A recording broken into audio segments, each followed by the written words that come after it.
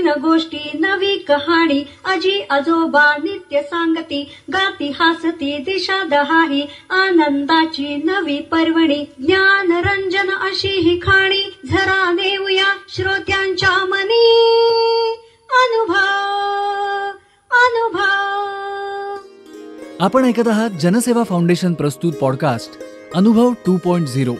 भारत सरकार आणि राष्ट्रीय सामाजिक संरक्षण संस्था, सामाजिक न्याय व सबलीकरण मंत्रालय आणि जनसेवा फाउंडेशन पुणे प्रस्तुत ज्येष्ठ नागरिकांसाठी पॉडकास्ट अनुभव 2.0. प्रकल्प समन्वयक डॉक्टर आर श्रीधर आणि Ashish Tiwari, programme producer doctor Vinod Shah आणि गणेश डावळे. ज्येष्ठ नागरिकांच्या समस्या, प्रश्न आणि मार्गदर्शन यासाठी टोल फ्री एल्डरली लाईन क्रमांक 14567, टोल फ्री हेल्पलाईन क्रमांक 14567 अर्थात 14567 यावर सकाळी 8 ते रात्री 8 या वेळेमध्ये संपर्क साधावा. हॅलो, मी डॉक्टर आशा देशपांडे. आपल्या सर्व सिनियर सिटीजनला पहिल्यांदा माझा नमस्कार. आणि आज मला ही जी संधी आपल्याशी बोलण्याची मिळालेली आहे त्याबद्दल मी संस्थेला धन्यवाद देते. आज सिनियर सिटीजनचा प्रश्न खूप मोठा आहे असं सगळेजण खूप म्हणतात की सिनियर सिटीजनचा प्रश्न मोठा आहे. त्याचं कारण असं आहे की पिढीमधला जो फरक असतो, या फरकामुळे प्रत्येक वेळेला असं दिसून येतं की पिढीमध्ये फरक झाल्यानंतर मग तुम्हाला त्यांचे जे काय अनुभव असतात ते वेगवेगळ्या प्रकारांनी येतात. आपल्यासारख्या सिनियर सिटीजनना ते ज्या वेळेला तरुण होते त्यावेळेला त्यांच्या आईवडिलांच्याकडे लक्ष दिलं आणि तो काळच असा होता की त्या काळामध्ये लोक अपेक्षितच असायचे की आपला जो मुलगा आहे, मोठा जो माझा मुलगा आहे, तोच माझा पुढे सांभाळ करेल, अशा प्रकारची व्यवस्था समाजामध्ये होती आणि त्या पद्धतीनेच समाज चालला होता. पण त्याच्यानंतर म्हणजे आता आपली जी पिढी आहे, म्हणजे मी असं म्हणेन की वयाच्या 60च्या पुढचे लोक, त्यांच्यामध्ये बऱ्याचशा सुधारणा घडत गेल्या आणि त्याच्यामध्ये आपल्याला असं दिसून आलं की त्या पिढीमध्ये म्हणजे आत्ताच्या ह्या पिढीमध्ये आपण आपल्याबरोबर पुरुषांच्या बरोबर महिलासुद्धा काम करायला लागल्या. आणि मग त्यामुळे काय झालं परिस्थिती की घराची जी आर्थिक स्थिती होती ह्याच्यामध्ये खूप मोठा बदल झाला. आणि तो बदल झाल्याकारणाने ज्या वेळेला आपण हा विचार करत होतो, म्हणजे उदाहरणार्थ मी जर का विचार केला, मी एक बाई आहे, तर मला घरातल्या सर्व लोकांच्यासाठी काही ना काहीतरी करावं लागायचं. आपल्याला सासू सासऱ्यांना सांभाळायचं आहे, म्हणजे त्यांच्या ज्या काही ह्या असतील गरजा असतील त्या पूर्ण करायच्या आहेत. ह्या सगळ्या ह्याच्यातनं गेल्यामुळे मग असा विचार केला गेला की पुढच्या पिढीमध्ये जेव्हा आपली मुलं आहेत, मग ते मुलगा असू दे नाही तर मुलगी असू दे, त्यांना आपण सरळ स्वतंत्रच घर करून द्यायचं, म्हणजे आपल्यामध्ये वादविवाद नको. मग मुलं स्वतंत्र राहतील, आपण वेगळे राहू आणि मग एकमेकांकडे येणं जाणं राहील. आणि मग त्यामुळे काय राहील की एकमेकांमधला जो काय संबंध आहे हा चांगला राहील. ही एक बैठक आपण विसरता कामा नये की आपण स्वतःच आपल्या मुलांना बाजूला केलं.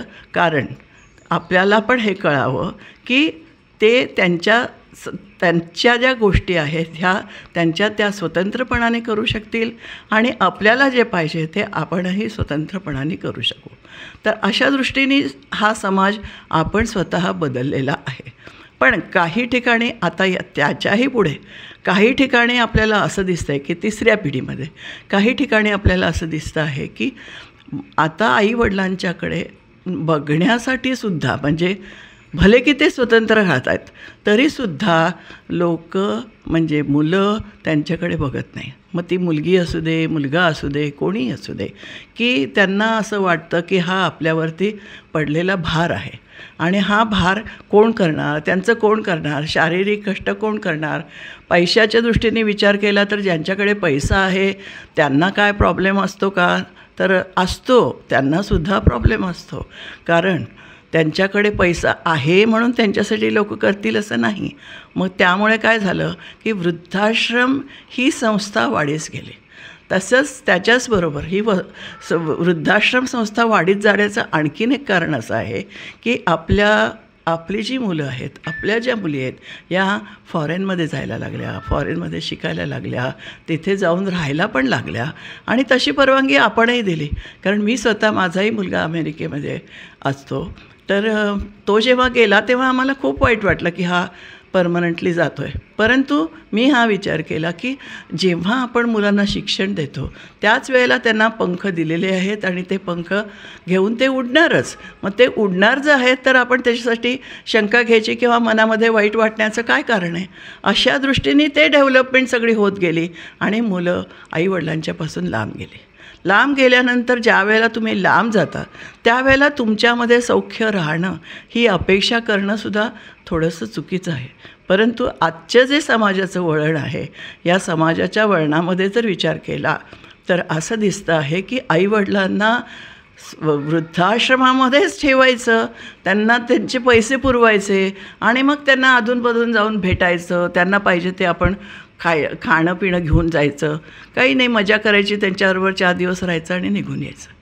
पण तिथे जे आईवडील ठेवलेले आहेत त्यांच्या मनामध्ये मात्र असे विचार येतात की बघा, माझ्या मुलाला मी आत्तापर्यंत वाढवलं, सगळं केलं, तरीसुद्धा मुलांनी मला वृद्धाश्रमात ठेवलं. पण तुम्ही एक दुसरा विचार असा करा, मी सल्ला देते हे खरं आहे, कारण मी सुद्धा स्वतः एकटीच राहते. माझा सल्ला अशा पद्धतीने, सल्ला आपण नाहीच म्हणूया त्याला, मला असं म्हणायचं आहे की जेव्हा तुम्ही वृद्धाश्रमात राहतात ना, तर तेव्हा उलट तुमच्यामध्ये तुमच्या मानसिकदृष्ट्यासुद्धा खूप मोठा बदल घडतो. कारण तुमच्या बरोबरीने जे व्यक्ती तिथे आहे ती व्यक्तीही तुमच्यासारखीच त्याच्या मुलांना सोडून तिथे आलेली आहे. त्यामुळे ते तुम्ही वय एक असल्याकारणाने वयाचा विचार आणि तुम्हाला पाहिजे असलेल्या संधी, या ज्या सगळ्या गोष्टी आहेत ना, ह्या गोष्टी एकत्र राहण्यामुळे उलट जास्ती फायदा होतो. कारण घरी जर का आपण राहिलो, जे आत्ता पालक घरी असतात त्यांच्याशी बोलायला कोणी नसतं, त्यांची नातवंड त्यांच्याशी काही बोलत नाहीत, त्यांनी आपलं TV बघायचा, नाही तर मोबाईल बघायचा आणि त्याच्यावरच जीवन जगायचं, तर हे जीवन अतिशय कंटाळवाणे आहे. त्यामुळे या ज्या संस्था आहेत वृद्धाश्रमासारख्या, ह्याच्यात राहिल्यानंतर निदान आपल्याला आपल्या वयाची जी माणसं आहेत ती आपल्याला भेटतात आणि त्यांच्याबरोबर आपण वाचनाचा आनंद, फिरण्याचा आनंद, ऐकण्याचा आनंद, काही कथासंग्रह, काही कोणी, प्रत्येकाला काही ना काहीतरी येत असतं, काहीतरी त्यांनी पूर्वी केलेलं असतं. मग त्या गोष्टी आपण त्यावेळेला आठवतो आणि एकमेकांमध्ये असा वेळ घालवू शकतो. म्हणून माझं म्हणणं असं आहे की आपण वृद्ध झाल्यानंतरसुद्धा आपल्याला काही समाजासाठी करता येण्यासारख्या गोष्टी खूप आहेत आणि त्या आपण करू शकतो. आणि जेव्हा तुम्ही समाजासाठी काही करता किंवा घराच्या बाहेर पडता आणि वेगळे विचार करता, त्यावेळेला तुमची स्वतःची प्रकृतीसुद्धा सुधारण्यासाठी, चांगली राहण्यासाठी अतिशय त्याचा उपयोग होतो. जर का मी माझं उदाहरण जर का आपल्याला दिलं तर मी बँक ऑफ महाराष्ट्रामध्ये सर्व्हिसला होते. 25 वर्ष मी बँकेमध्ये नोकरी केली आणि वेगवेगळ्या पदावर काम केलं. पण डोक्यामध्ये हा विचार होता की समाजासाठी मला काहीतरी करायचं आहे. फक्त पैसे मिळवणं एवढंच माझं विश्व नाही आहे, तर आपल्याला समाजामध्ये काहीतरी करायचं आहे. ज्या समाजामध्ये स्त्रियांना दुय्यम स्थान आहे त्या स्त्रीला निदान बरोबरीचं स्थान तरी मिळावं, ह्याच्यासाठी जर मी काही कार्य करू शकले तर माझ्या जीवनाचं एक अर्थ निर्माण होईल आणि मनाला एक समाधान मिळेल. त्यामुळे त्यावेळेपासून म्हणजे 1995 सालपासून मी या क्षेत्रामध्ये आहे. विविध संस्थांमध्ये काम करते, महिलांच्या संस्थांमध्ये काम करते आणि मला एक वेगळा आनंद मिळालेला आहे. ह्या ज्या महिला आहेत या सगळ्या पूर्ण भारतामध्ये मी फिरते. या महिला ज्या आहेत या खेडोपाड्यामध्ये राहतात आणि तुम्हाला खोटं वाटेल, खेड्यात राहणाऱ्यासुद्धा महिला आज शिक्षण त्यांच्याजवळ पुस्तकी ज्ञान नाही आहे, पण व्यावहारिक ज्ञान ज्याला आपण म्हणतो हे त्यांच्याकडे खूप आहे. वेगवेगळ्या ठिकाणी तुम्ही जा, तिथे गेल्यानंतर त्या भागामध्ये त्या भागामध्ये ज्या गोष्टी मिळतात त्या गोष्टीपासून वस्तू कशा तयार करायच्या, कशा त्या विकायच्या, बाजारात कशा आणायच्या, गव्हर्मेंटच्या काय स्कीम्स असतात, हे सगळं ह्या महिलांना माहिती असतं.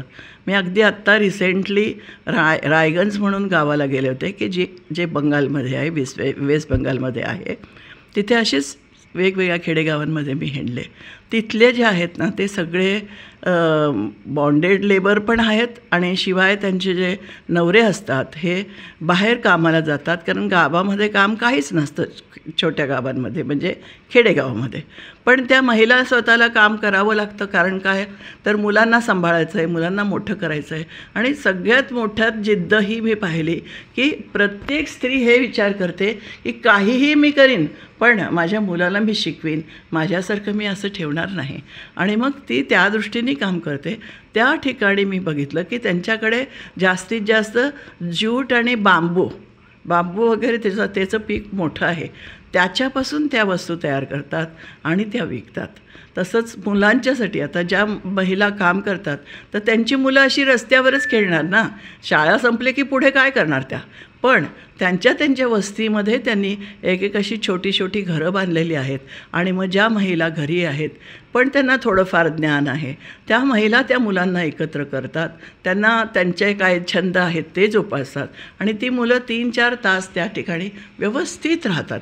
हे सगळं काम सिनियर सिटीजन करतात. हे मला तुम्हाला विशेष करून सांगायचं आहे. आणि फक्त तेवढंच नाही तर इतक्या छोट्या ठिकाणी तिथे जे दिवे आहेत ते दिवेसुद्धा त्यांनी सोलरवर लावलेले आहेत. म्हणजे तुम्ही विचार करा की आज समाजामध्ये काय चाललेलं आहे हे सर्व बघून मग ह्या महिला आहेत तरीसुद्धा त्या आपल्या मुलांसाठी, आपल्या पुढच्या पिढीसाठी अशा प्रकारे कार्य करत असतात. धन्यवाद.